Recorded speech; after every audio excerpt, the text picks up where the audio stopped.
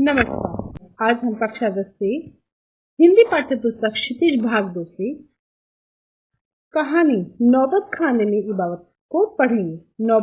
यह कहानी यतीन्द्र मिश्र द्वारा लिखी गई है। इनका जन्म 1977 में अयोध्या, जो कि उत्तर प्रदेश में है, उसमें हुआ था और इन्होंने हिंदी से एमए किया था। इनके काव्य संग्रह प्रकाशित हुए हैं जिनके नाम है यदा कदा, अयोध्या और अन्य कविताएं, योड़ियों पर अलाप। नौबत खाने के बारे में पढ़ लेते हैं। नौबत खाने में इबादत प्रसिद्ध सहनाई वादक उस्ताद बिस्मिल्लाह खां पर रोचक शैली में लिखा गया व्यक्ति चित्र है। यतीन्द्र मिश्र ने बिस्मिल्लाह खां का परिचय तो दिया ही, साथ ही उनकी रुचियों, उनके अंतर्मन की बुनावट, संगीत की साधना और लगन को संवेदनशील भाषा में व्यक्त किया है। उन्होंने यह भी स्पष्ट किया है कि संगीत एक ऐसी साधना है जिसका विधि विधान है, इसका शास्त्र है, शास्त्र से परिचय आवश्यक है। सिर्फ परिचय ही नहीं, उसका अभ्यास भी जरूरी है। अभ्यास के लिए गुरु शिष्य परंपरा जरूरी है, पूरी तन्मयता जरूरी है, धैर्य जरूरी है, मंथन जरूरी है। वह लगन और धैर्य बिस्मिल्लाह खां में रहा है, तभी 80 वर्ष की उम्र में भी उनकी साधना चलती रही है।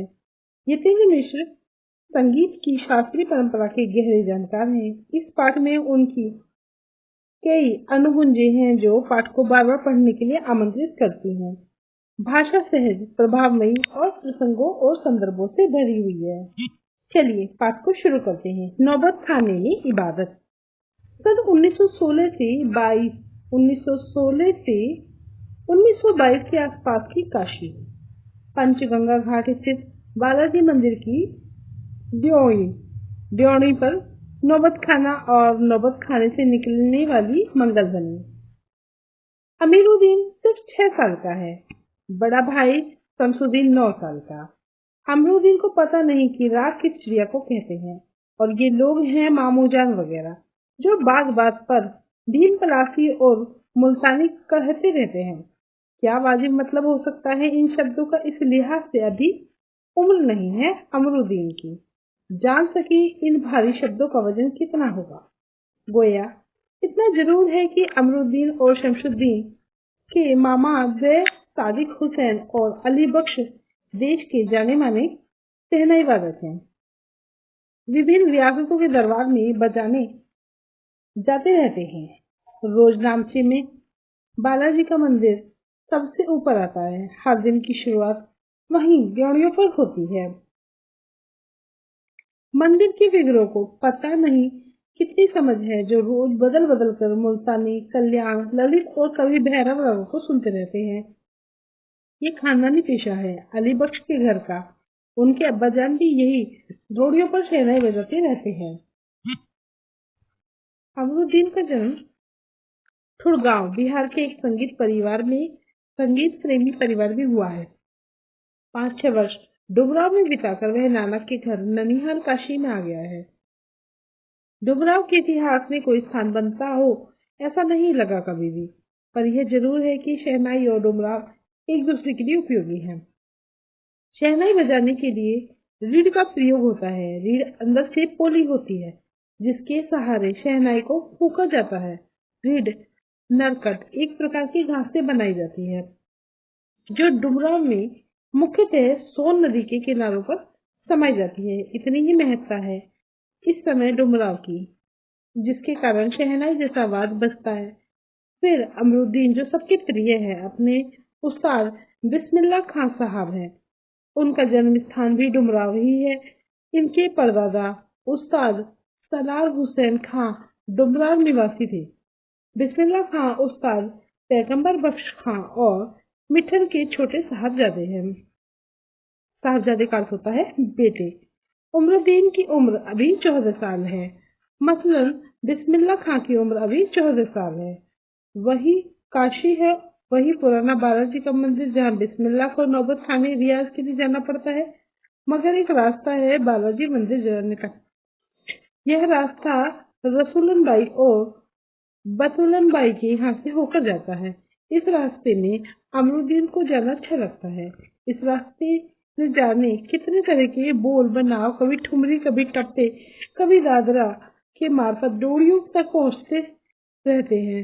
रसूलन और बतौलन जब गाती हैं तब अमरुद्दीन को खुशी मिलती है। अपने ढेरों साहित्यकारों में बिस्मिल्लाह खान साहब ने स्वीकार किया कि उन्हें अपने जीवन के आरंभिक दिनों में संगीत के प्रति आसक्ति इन्हीं गायिका बहनों को सुनकर मिली है। एक प्रकार से उनकी अबोध उम्र में अनुभव की स्लेट पर संगीत प्रेरणा की वर्णमाला रसूलन बाई और बतौलन बाई ने उकेरी है।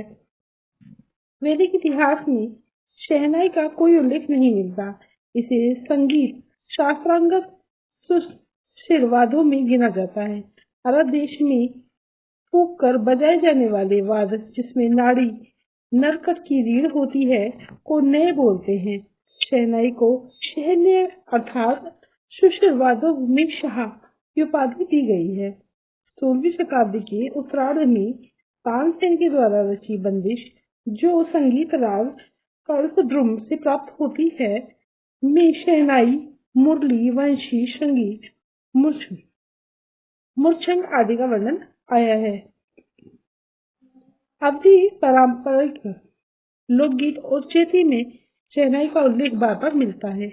मंगल का परिवेश प्रतिष्ठित करने वाला यह वाद इन जगहों पर मांगलिक विधि विधानों के अवसर पर ही प्रयुक्त हुआ है।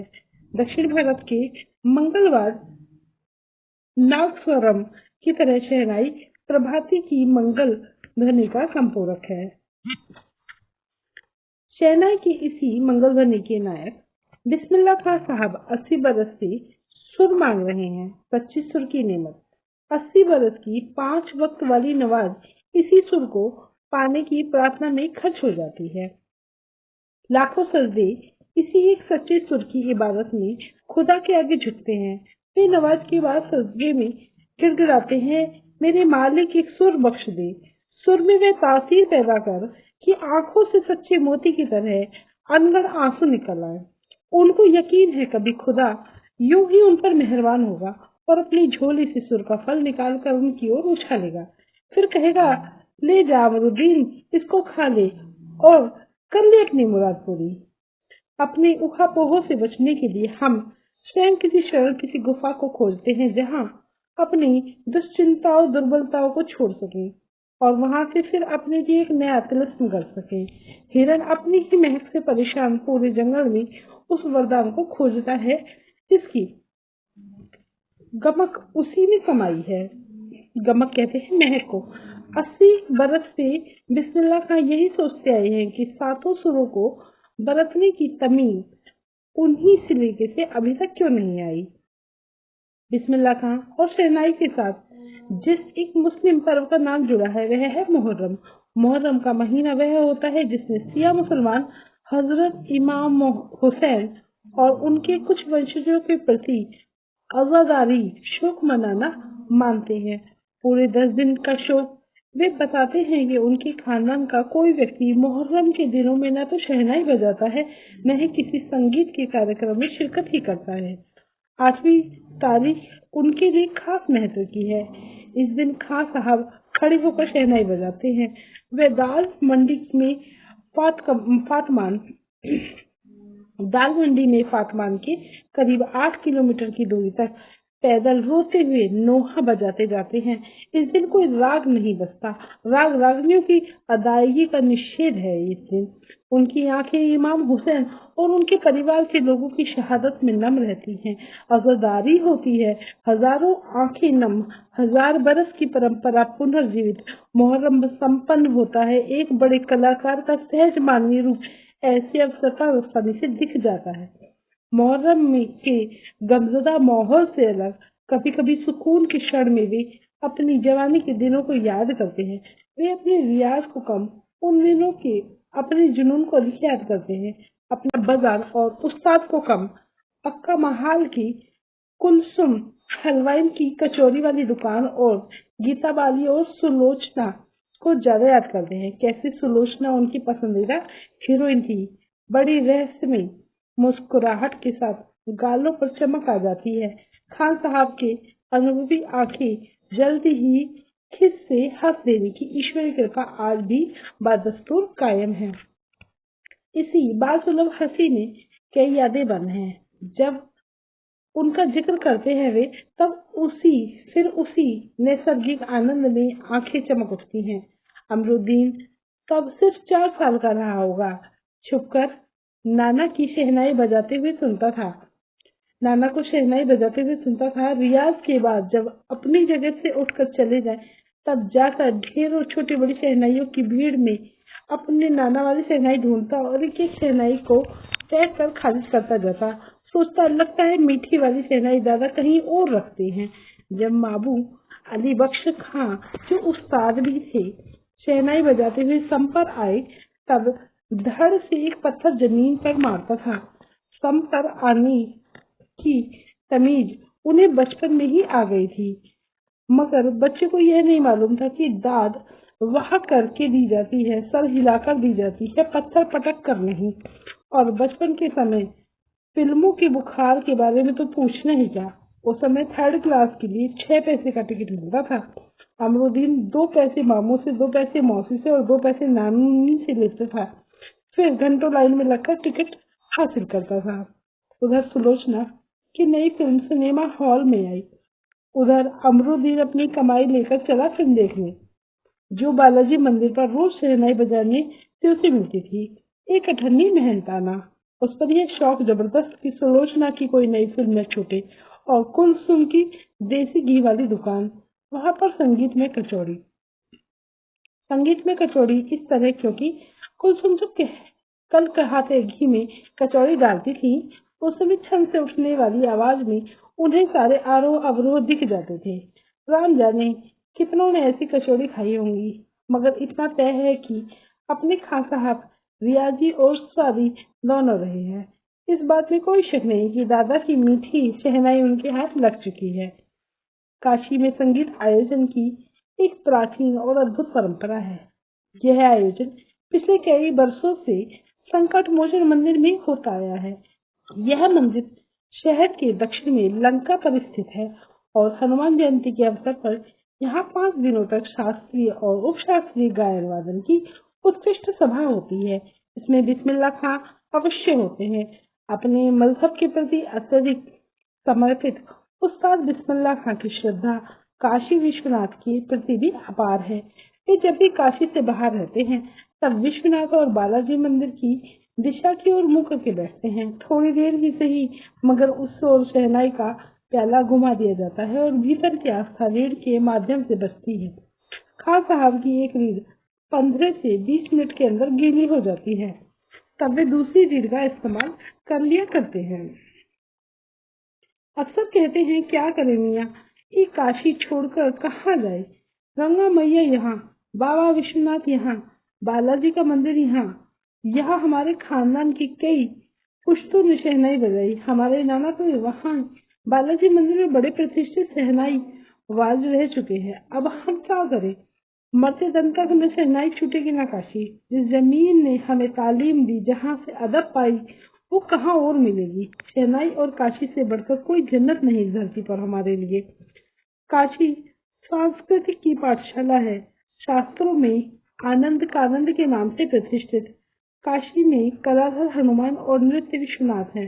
काशी में बिस्मिल्लाह खां है। काशी में हजारों सालों का इतिहास है, जिसमें पंडित कंठे महाराज हैं, विद्याधरी है, बड़े रामदास जी हैं, मौजूदी खां है और इन रास्तों से उपकृत होने वाले अपार जनसमूह हैं। यह एक अलग काशी है, जिसकी अलग तहजीब है, अपनी बोली, अपने विशिष्ट लोग हैं, इनके अपने उत्सव है, अपना गम, अपना सेहरा बनना और अपनी नोहा। आप यहाँ संगीत को भक्ति को किसी भी धर्म के कलाकार से, कजरी को चेती से, विश्वनाथ को विशालाक्षी से, बिस्मिल्लाह खां को गंगा द्वार से अलग करके नहीं देख सकते। अक्सर समारोह और उत्सवों में दुनिया कहती है कि बिस्मिल्लाह खां है। बिस्मिल्लाह खां का मतलब बिस्मिल्लाह खां की शहनाई। शहनाई का तात्पर्य बिस्मिल्लाह खां का हाथ से इतना भर कि बिस्मिल्लाह खां की फूंक और शहनाई का जादुई आवाज पर असर हमारे सर चढ़कर बोलने लगता है। शहनाई में सरगम भरा है। खां साहब को ताल मालूम है, राग मालूम है, ऐसा नहीं कि बेताले जाएंगे। शहनाई में सात सुर लेकर निकल पड़े। शहनाई में परवरदिगार गंगा मैया उस्ताद की नसीहत लेकर उतर पड़े। दुनिया कहती सुभान अल्लाह, तिस पर बिस्मिल्लाह कहते अल्लाह मद्दी अल्लाह। छोटी छोटी उपज से मिलकर एक बड़ा आकार बनता है। शहनाई का करतब शुरू होने लगता है। बिस्मिल्लाह खां का संसार सुरीला होना शुरू हुआ। फूंक में अनजान की तासीर उतरती चली आई। देखते देखते शहनाई 1.5 शतक की साज से 2 शतक की साज बन साजों की कतार में सरताज हो गई। उमरुद्दीन की शहनाई गूंज उठी। उस फकीर की दुआ लगी जिसने अमरुद्दीन से कहा बजा बजा। किसी दिन एक शिष्य ने डरते डरते खां साहब को टोका, बाबा आप ये क्या करते हैं? इतनी प्रतिष्ठा है आपकी, अब तो आपको भारत रत्न भी मिल चुका है। यह फटी तहमन न पहना करें, अच्छा नहीं लगता। जब भी कोई आता है आप इसी फटी तहमन में सबसे मिलते हैं। खां साहब मुस्कुराए, लाड़ से भरकर बोले, धत पगली, ये भारत रत्न हमको शहनाई पे मिला है, लुंगिया पे नहीं। तुम लोगों की तरह बनाव सिंगार देखते रहते तो उम्र ही बीत जाती। हो चुकी शहनाई, तब क्या खाक रियाज हो पाता? ठीक है बिटिया, आगे से नहीं पहनेंगे, मगर इतना बता देते हैं कि मालिक से यही दुआ है, फटा सुर न बख्शे। लुंगियों का क्या है, आज फटी है कल सिल जाएगी। सन 2000 की बात है। पक्का महाल काशी विश्वनाथ है। काशी विश्वनाथ से लगा हुआ अधिकतर इलाका से मलाई बर्फ बेचने वाले जा चुके हैं। खां साहब को इसकी कमी खलती है। अब देशी घी में वह बात कहाँ वह कचौड़ी जलेबी। खां साहब को बड़ी शिद्दत से कमी खलती है। अब संगतियों के लिए गायकों के मन में कोई आदर नहीं रहा। खां साहब अफसोस जताते हैं, अब घंटों रियाज को कौन पूछता है। हैरान बिस्मिल्लाह खां, कहाँ है कजली चेती और अदब का जमाना। सचमुच हैरान करती है काशी। पक्का महाल से जैसे मलाई बरफ गया।